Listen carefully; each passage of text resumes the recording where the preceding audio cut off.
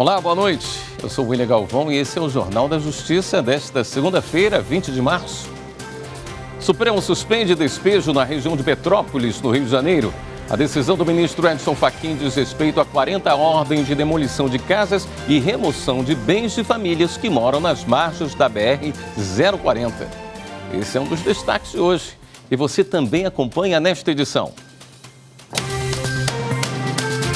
Supremo invalida a cobrança de multa a contribuinte que teve negado o pedido de compensação de tributo pago a mais. O plenário virtual do STF já tem maioria para derrubar novo critério de preferência em concursos de promoção do Ministério Público de São Paulo.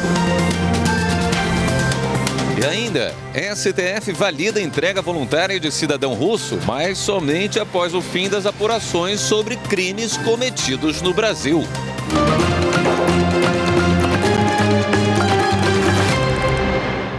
O ministro Edson Fachin, do STF, suspendeu 40 ordens de demolição de casas e remoção de bens de famílias que moram nas margens da BR-040, na região de Petrópolis, no Rio de Janeiro. A medida cautelar atende a pedido da Defensoria Pública da União, que apontou a existência de 140 ações idênticas na Justiça Federal e que dizem respeito a famílias que moram no local há décadas. O ministro Fachin observou que a situação das famílias e o caráter individual ou coletivo das ocupações exige análise de mais elementos, mas ele deferiu a medida de urgência diante do risco de eventual medida de demolição de demora para uma decisão definitiva. Em outra decisão, o ministro Edson Fachin validou a extradição voluntária do cidadão russo Sergei Cherkasov, acusado de fazer parte de uma organização de tráfico de drogas na Rússia.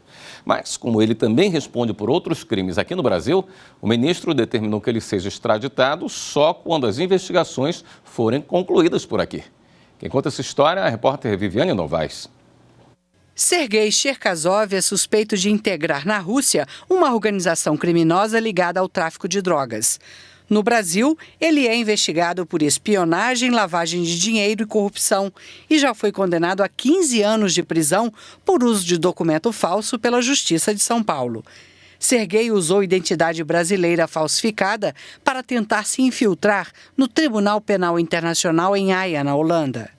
O Supremo Tribunal Federal recebeu o pedido de extradição de Sergei feito pela Rússia com base no tratado assinado entre os dois países. O investigado foi preso em outubro do ano passado aqui no Brasil. Depois, o próprio Sergei admitiu os crimes e manifestou interesse na extradição para a Rússia para responder às acusações de tráfico de drogas. O relator do caso, o ministro Edson Fachin, validou essa extradição. Ele lembrou que a segunda turma do STF entendeu que os ministros podem autorizar a extradição sempre que o próprio acusado concordar.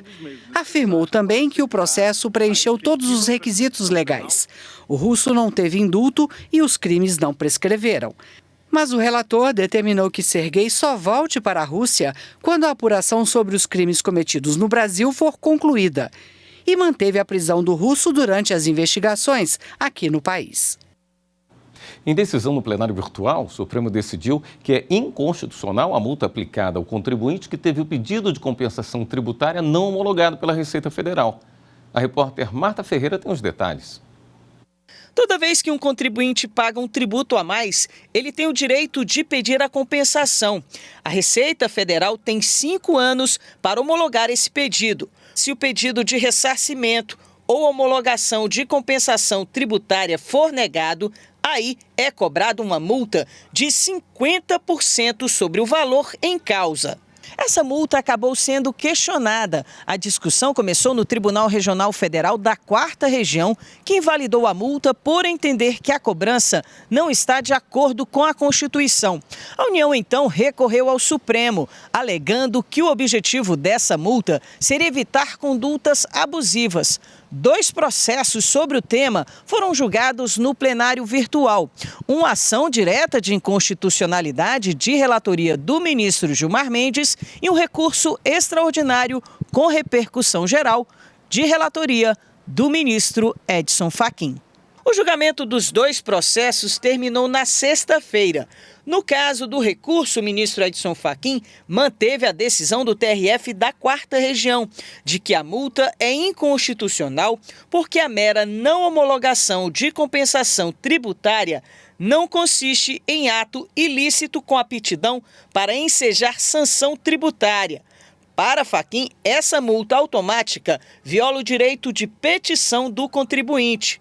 O ministro Alexandre de Moraes acompanhou o voto com ressalvas. Os demais ministros acompanharam integralmente o voto do relator. No outro julgamento, o ministro Gilmar Mendes, relator da ADI, também seguiu a mesma linha a favor do contribuinte. Para ele, a norma questionada tem como efeito colateral inibir os contribuintes de boa-fé de exercer o direito subjetivo de compensação na forma prevista em lei. O único a divergir foi o ministro Alexandre de Moraes. Também em julgamento no plenário virtual, os ministros do STF já formaram maioria contra a preferência a promotores de justiça de São Paulo em concursos de promoção do MP. Até agora segue o entendimento do relator, ministro Luiz Roberto Barroso, de que devem prevalecer os critérios de antiguidade e merecimento. Renato Rosa tem as informações. A ação questiona trechos da Lei Orgânica do Ministério Público de São Paulo de 1993 e foi apresentada ao Supremo em 1995 pelo então Procurador-Geral da República, Aristide Junqueira.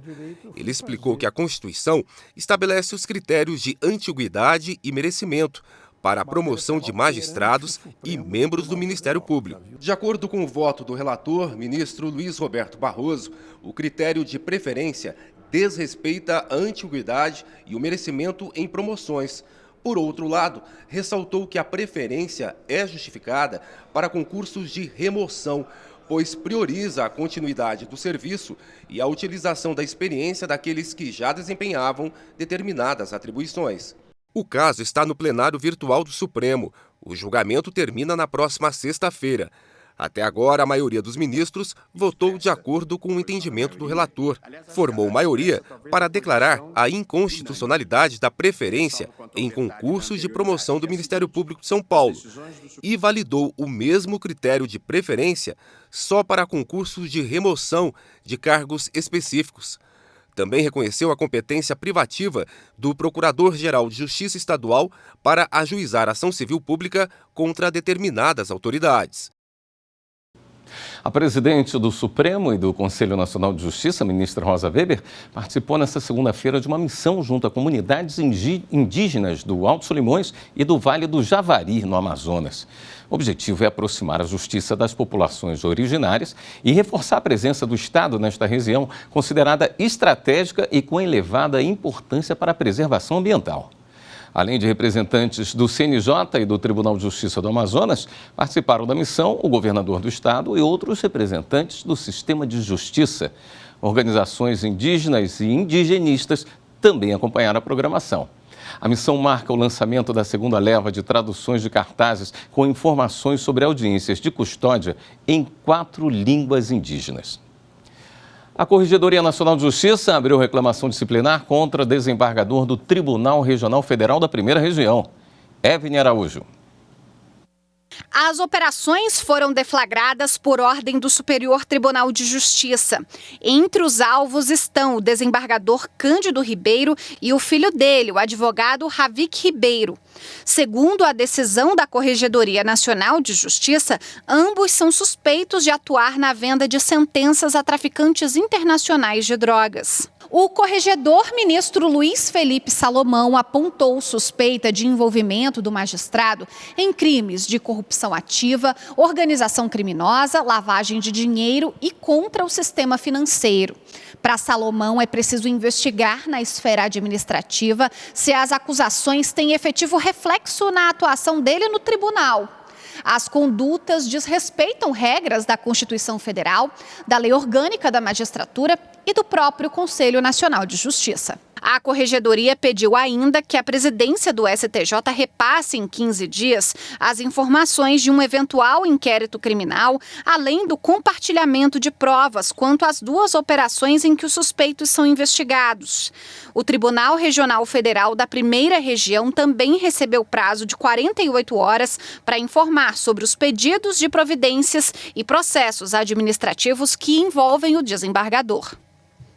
E no próximo bloco, Justiça Federal em Goiás suspende aumento de tarifa de ônibus interestadual em Planaltina de Goiás. Voltamos já.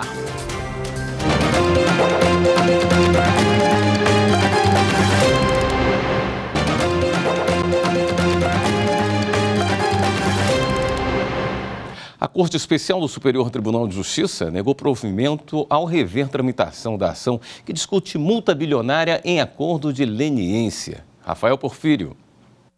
O ponto central em discussão no processo originário é o valor da multa a ser paga no acordo de leniência, firmado entre a JIF e o Ministério Público Federal em 2017, abrangendo fatos investigados na Operação Carne Fraca e em 3 desdobramentos da Operação Lava Jato.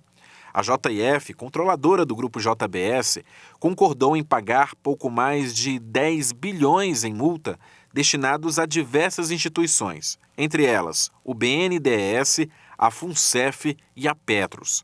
Mas, logo depois, a JIF alegou irregularidades no cálculo do montante e buscou a revisão do valor a ser pago na Justiça. Após recurso da JIF e deferimento de liminar para paralisar a tramitação do processo, o BNDES entrou no STJ com pedido de suspensão da liminar, alegando que a paralisação da ação revisional representava grave lesão ao interesse público e à ordem pública. O pedido foi deferido pela presidente do STJ em novembro de 2022, mas a JIF recorreu para trazer o caso aqui para a Corte Especial do Tribunal. No voto, a presidente do STJ, a ministra Maria Tereza de Assis Moura, comentou que a liminar em discussão determinou a suspensão indefinida do trâmite de uma ação revisional ajuizada para rediscutir termos ajustados de maneira espontânea e formal pela JIF. Para Maria Tereza, o sobrestamento do curso processual e do pleno cumprimento dos termos do acordo, em razão de uma discussão paralela sobre legitimidade na assistência, ofende a ordem pública e justifica, por isso, a intervenção do STJ para determinar o prosseguimento da ação revisional. A terceira turma do STJ decidiu que a fiança substitui depósito por multa por agravo inadmissível. Mas quem recorre não pode ser fiador de si mesmo. Quem explica é a repórter Samanta Peçanha. Por unanimidade, a turma entendeu que, no caso de multa por agravo inadmissível, a exigência de depósito do valor como condição para a interposição de outros recursos pode ser suprida por fiança bancária, desde que o recorrente não figure ao mesmo tempo como fiador e afiançado. Na origem do caso, um banco interpôs agravo interno contra a decisão monocrática do relator, que deu provimento ao recurso de apelação do particular, o qual foi desprovido com a aplicação de multa de 1% sobre o valor atualizado da causa, o que corresponde a R$ 89 mil. A instituição financeira recorreu ao STJ, alegando que o agravo deveria ser admitido e a multa afastada. Pediu ainda que fosse aceita carta-fiança emitida por ela própria em lugar do depósito em dinheiro exigido legalmente. A relatora do caso, ministra Nancy Andrighi, apontou que a substituição do depósito pela carta-fiança atende ao objetivo da garantia e não deturpa o caráter preventivo e repressivo da penalidade processual. A ministra apontou também que, como se trata de uma garantia fidejussória, é necessário que a fiança seja fornecida por alguém diferente do afiançado, pois a finalidade é assegurar que a obrigação seja cumprida por outra pessoa. Embora o banco tenha apresentado a fiança para interpor recurso contra a multa aplicada pela Justiça de Mato Grosso, a carta-fiança não serviu como garantia fidejussória. Devido a isso, o recurso especial não foi conhecido, pois a terceira turma considerou que a exigência do parágrafo 4º do artigo 1021 do Código de Processo Civil não foi atendida. Por meio de uma liminar, a Justiça Federal em Goiás suspendeu o aumento da tarifa de ônibus interestadual semiurbano de passageiros na cidade de Planaltina de Goiás, no entorno do Distrito Federal. Os detalhes com Ana Paula Souza. O aumento da tarifa foi autorizado pela Agência Nacional de Transportes Terrestres, a ANTT, no começo de março. Com isso, a passagem de ônibus foi de R$ 7,85 para R$ 8,79. Em uma ação civil pública, a prefeitura da cidade alegou que o aumento onera desproporcionalmente o trabalhador de Planaltina, indo na contramão do momento econômico do país, o que pode gerar um colapso na economia do município, especialmente em razão da possível alta do desemprego. A Prefeitura de Planaltina de Goiás argumentou ainda que a ANTT não realizou novas licitações para melhorar o sistema precário de autorizações atualmente praticado, o que em tese poderia justificar o aumento da tarifa. Já a ANTT defende que esse aumento seria legal e que o objetivo é manter um equilíbrio financeiro nos serviços prestados, assegurando condições básicas de prestação adequada para o serviço aos usuários. O caso foi analisado na subseção judiciária de Formosa e o juiz federal substituto Tadeu José Piragibe Afonso destacou que a ausência de licitação prévia e as prorrogações indevidas das precárias autorizações para a prestação do serviço público de transporte urbano de passageiros tornam o reajuste inadmissível. A decisão também determinou que a ANTT realize no prazo de 1 ano a licitação da exploração do serviço de transporte público coletivo interestadual semiurbano. Também foi estipulada uma multa diária de R$ 10 mil caso a agência descumpra a determinação e restabeleça o aumento do valor da tarifa. O magistrado explicou à nossa reportagem que o serviço de transporte urbano não pode ser promovido por meio de autorização, e isso fere a legislação brasileira. Nenhuma dúvida dentro da ciência do direito administrativo, que serviços públicos, principalmente esses mais complexos, como o transporte urbano, têm que ser tratados por concessão e, no máximo, por permissão. Quando diante de situações excepcionais, e precárias, transitórias, enfim. A autorização, jamais. A autorização foi criada para aqueles serviços públicos cuja importância da prestação se refere mais até ao particular do que ao interesse público em si, Como até os exemplos clássicos assim, da doutrina é a autorização de banca de jornal, de feiras, enfim. Então, assim, a autorização ela não se aplica assim, definitivamente para um tipo de serviço desse porte. A 8ª turma do TST determinou que o município do Tietê, em São Paulo, volte a pagar gratificação ao motorista de ambulância. Ele recebeu o benefício por 4 anos e teve o repasse da parcela suspenso. Repórter Evelyn Araújo. O motorista contou na ação que a gratificação correspondia a 50% do salário base dele e foi paga de 2009 a 2013. A defesa do trabalhador argumentou que qualquer alteração contratual só poderia ocorrer com o consentimento do empregado e desde que não causasse prejuízos ou redução salarial. Os advogados citaram o artigo 468 da CLT, que prevê que o contrato só pode ser alterado se as duas partes concordarem com a alteração. O Tribunal Regional do Trabalho da 15ª Região em Campinas, São Paulo, afastou a condenação de primeiro grau que havia restabelecido a gratificação. O TRT avaliou que a parcela tinha como objetivo remunerar o exercício de funções diferenciadas e não se aplicaria ao motorista de ambulância. Diante da decisão, o empregado recorreu ao Tribunal Superior do Trabalho. A relatora do recurso na 8ª turma, ministra Adelaide Miranda Arantes, no entanto, discordou do argumento apresentado pelo regional. A relatora ressaltou ainda que o motorista deixou de receber uma parcela paga por cerca de 4 anos, sem que tenha ocorrido modificação das condições de trabalho. A decisão foi unânime. A seguir, Ministério Público aponta possível ilegalidade na nomeação da primeira-dama do Pará como conselheira do Tribunal de Contas. Voltamos já.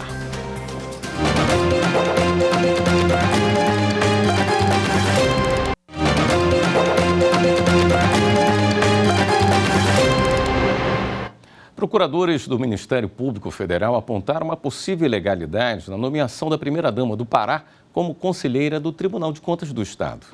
Pedro Ganguçu tem os detalhes. Segundo representação encaminhada ao Procurador-Geral da República, Augusto Aras, a nomeação de Daniela Barbalho para o cargo de conselheira do Tribunal de Contas do Pará viola os preceitos constitucionais, a orientação dos tribunais superiores e ainda descumpre decisão do Supremo Tribunal Federal que impede o nepotismo. Daniela é esposa do governador Helder Barbalho e foi aprovada para o cargo no dia 14 de março. Mas a escolha já é objeto de questionamento judicial apresentado pela Associação dos Auditores de Controle Externo do Tribunal de Contas. A entidade aponta falta de publicidade do processo seletivo para o cargo, além da ausência de capacidade técnica. O documento pede que sejam analisadas medidas adequadas para acionar o STF e impedir o exercício da mulher do governador como conselheira. Após pedido do MPF, a Justiça determinou que seja aberta passagem para dar acesso à aldeia Guarani em Ubatuba, São Paulo. Madeleine Machado. O pedido do Ministério Público Federal foi no parecer enviado à Defensoria Pública da União para romper o isolamento da aldeia Ancamporã, localizada na zona rural do município paulista. Sem ligação com áreas externas, em razão da destruição de uma ponte há mais de 3 anos, os indígenas estão sem serviços básicos de saúde, entrega de água e alimentos e sem contato com servidores de órgãos que acompanham os indígenas e prestam auxílio à comunidade, como a Fundação Nacional dos Povos Indígenas, a FUNAI, o próprio Ministério Público e a Justiça Federal. A passagem forçada por uma propriedade particular deverá garantir o acesso ao grupo até que a ponte seja concluída sobre o rio Itamambuca. O único caminho para entrada e saída da terra indígena, a ponte está em reconstrução depois de ter desabado em virtude das cheias do rio em 2019. As obras já estão em fase adiantada, mas tiveram de ser interrompidas depois dos temporais que atingiram o litoral norte de São Paulo no mês passado. Em mais uma rodada de inspeções, o Grupo de Monitoramento e Fiscalização do Sistema Carcerário e Socioeducativo de Mato Grosso esteve em unidades de Peixoto de Azevedo e Sinop. A repórter Fernanda Fernandes conta como foi. Centro de Detenção Provisória de Peixoto de Azevedo. Aqui, ao contrário de outras unidades, sobram vagas. Das 256 disponíveis, 186 estão ocupadas. Quase a metade dos reeducandos está em sala de aula e vários já trabalham fora. Nós desenvolvemos os trabalhos extramuro na fábrica de blocos da prefeitura e também na construção da capela mortuária. São 14 reeducandos nessas obras. O trabalho interno é na oficina de costura, onde 15 homens confeccionam uniformes. O prédio foi inaugurado há cerca de 8 meses, mas já apresenta deficiências estruturais. É o que constatou o Grupo de Monitoramento e Fiscalização do Sistema Carcerário e Socioeducativo de Mato Grosso. Em 2019, nós encontramos situações extremamente ruins. Agora, hoje nós temos uma nova unidade, mas lamentavelmente a arquitetura desse novo projeto é péssima. É uma obra de aproximadamente 13, 14 anos. Então ela era remodelada para a época, hoje já não atende mais as necessidades.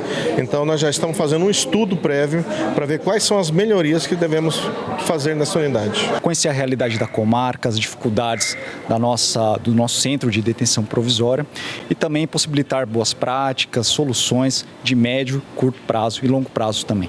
A equipe do GMF também reforçou com administradores públicos o quão vantajosa é a contratação de mão de obra de reeducandos. Eu acho que esses reeducandos, essas pessoas que estão ali hoje no sistema prisional, amanhã eles devem sim voltar com dignidade para a sociedade. Então, que dependendo do nosso município, nós estamos prontos aí para abraçar essa causa.